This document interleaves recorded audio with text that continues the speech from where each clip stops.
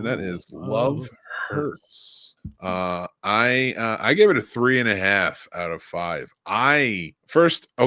So automatic points. Stunt movies get an automatic point. Like stunt movies like this, John Wick, like the really good one, 87 North. Anything by 87 North, gets a point at least in my review because their stunts are going to be top notch. Mm-hmm. And this right now is a trend of action movies that are coming out where it's not like this muscle bound crazy hero type. It's a completely capable hero with a soft side, like they're trying to be something more than what they're usually at. Like, so in this, Kyu Kwan leads the pack in a beautiful way as an ex-gangster who has left the world behind and is now trying to become a wholesome type of individual who is a realtor.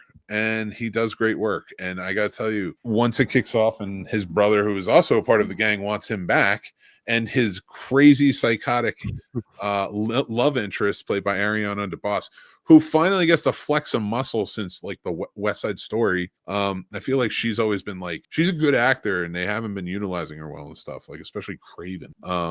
She gets to flex a muscle in this. There's a really great cast surrounding it.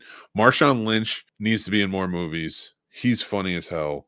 I love Marshawn Lynch. And that's crazy coming from a 49ers fan, but now that he's retired, he's fucking hilarious. He is so funny, dude. I loved Love Hurts. I will watch this again. Same. It's a little on the gory side. There's a lot to it. Like they add a lot of elements, and I think those elements, like the secretary, or I don't know what you call it, the assistant or whatever, who finds the knife wielding maniac who bounty hunter who writes poetry and was there to kill him originally, and like falls in love with his poetry and falls in love with him. Like that's a cheesy, campy thing, but it works in these same type of movies, in my opinion. Dude. It's a good the henchman, Marshawn Lynch, and the other guy, I don't know his name.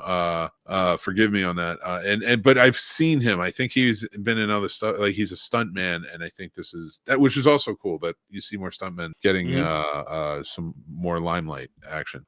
They played like the bumbling henchman the whole time, talking about like relationship stuff. It's such a cliche, but I had such a good time with it. Same. It like I feel like a lot. I'm not gonna say everything they did in this movie hit, which I gave this movie for my rating scale. I gave it a 7.5. But that's about mine. Yeah, I just had such a good time with this. Again, with the comedy of it, with the action of it, with the gore of it, and the story didn't bother me. Like the story, and here's the thing with this movie compared to the other films is the story you didn't really care about too much, but it didn't take over the action or the comedy. Like you got a lot of action, you got a lot of comedy, and then you got the story. You know what I mean? And with the other movies, I feel like you got more of the story that you didn't care about and less of the action or whatever there should have been in those films. Or not enough story, for one. There's nothing convoluted about this story. He and his brother were gangsters. He was assigned to kill this woman, but he loved her and couldn't, so he let her go. He left the life, became a realtor. Now the brother wants him back because he knows the woman's alive. That is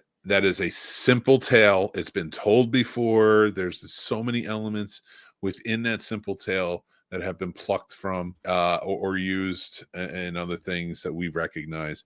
So I think movies like that, where you're getting offered a lot more within the movie, personally, I find that framework fine because, yes, I'm a big story guy. Yes, I believe in a lot when it comes to writing and such. But in big action-y movies like this, like... That's such like a cheesy thing to say. It's not professional at all, action-y movies. But like big professional stunt-driven movies like this, boom. So you're going to get a lot that you need to focus on anyway. So you can't have too complex of a story. The Jason Bourne films are not complex stories. Most of those spy thrillers, it's like, no, that's the bad guy. This is the good guy. She's working for him. Turns out they're the bad guy. And like you can twist it up, things like that, but it's still simple beats. You have to have it in these films, but this is still, it's the characters that drive this story really well. Yeah. You care about the fact that the brothers are just like, separated and like and the connection. And I will say this, Sean Astin's in this movie, and Sean Astin's been in 2 other movies with that I know of. I think it's just Encino Man and of course the Goonies. But when they were sitting as older men, one having won an Academy Award, another one being a really accomplished actor and star, sitting together, these 2 kids, you remember from the Goonies being pals, and they're having a heartwarming brotherly moment with each other. Mm-hmm. God, that felt good, man. It hit me right in the nostalgic feels. Which is awesome. Which is so awesome. It Which wasn't also cheesy either. tells you we don't need a Goonies sequel. Do stuff like this instead. You know what? Actually, that made me think of it. I was like, I don't want a Goonies sequel. Get the whole cast back together and make I don't know, make something like this. Mm-hmm. An action adventure or like a horror adventure or something like, but we're stunt coordinated, but like the Goonies.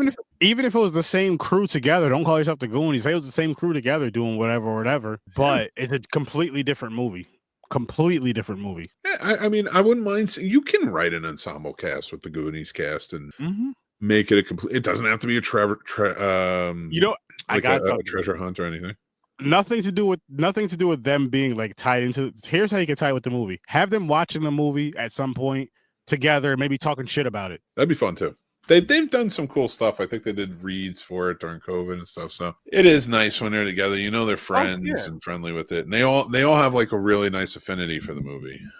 Which I think which would make it even more fun for them to say if they're all in a movie together. Say it's something like this, where maybe it's a horror comedy or a comedy like this, action comedy. And I'm just like, what is it? Who would watch this stupid shit? I can't believe they let these kids be in this movie. Stuff like that. Because why not? It'd be fun. That they really love it. It's fun. It's funny. And what that would do is make more people, possibly make younger people that would go towards a movie like, say, Love Hurts, if they did it in this movie, go and check out that older movie versus putting a sequel in 40 years later that only our old asses are going to watch it and complain about it.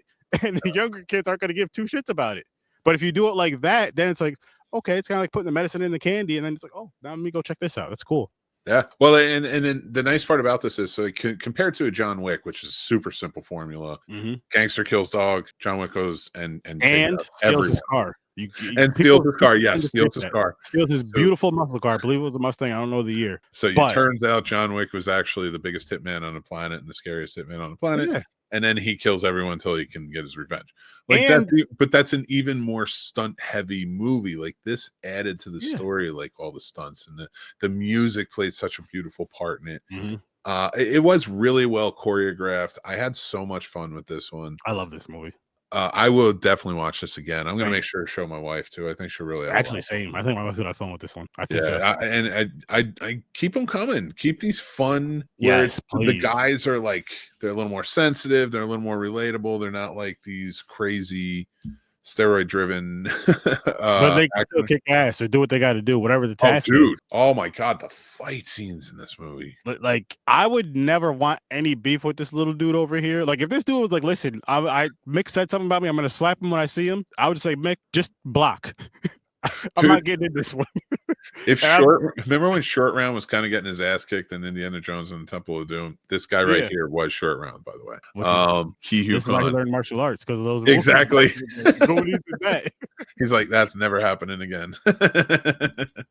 And he shows it in this. I am so happy to see Ki-Kwan back in the fold, like, because he was on one of my favorite episodes of Tales from the Crypt. So he always has been like an actor that's been in my mind, and I like whenever he would pop up somewhere, and I'd always recognize him. And it was because, of course, Goonies, things like that. I mean, listen, Goonies is the first place anybody's gonna recognize him, right?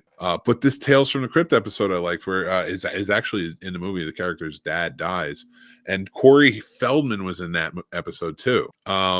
That's a show we should watch. We should check that out. Okay. But I did. I love her. So it's great to see Ki-Kwan. I hope we get sequels of this and put him in more stuff where it's like this, or Everything Everywhere All at Once. Like, he's very good, and we need him in it. I agree. I want to see him in more movies where he's fighting and shit, because I love that stuff. And I love, like, the hand-to-hand combat. I love the weapons that they use in more martial arts style movies than guns, because guns are boring, and especially in movies, they're overused, they're boring. They're great in 80s action films, maybe even 90s, but then after a while, it's like, okay, we don't need them anymore, or here and there. But the martial arts stuff is so much freaking better. Agreed, 100%. All right, let's get to our last one. Thanks for watching this. If you're watching as a clip or live or listening to it later, and I will talk to you later.